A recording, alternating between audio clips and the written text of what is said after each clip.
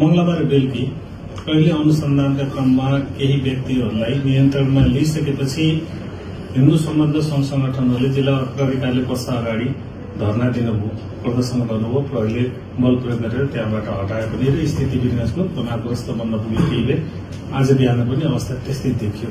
अब के उहाँहरू चाहिँ फेरि पनि उहाँले कमिटमेन्ट त्यही जनाउनु भएको छ, हामी कुनै दबाब दिँदैनौँ होइन। साथीहरूलाई हामीले चाहिँ निषेधाज्ञाको समयमा हामी सबै छौं भन्ने विषयलाई चाहिँ स्मरण गरौं भनेर हामीले चाहिँ आग्रह गरेका छौं।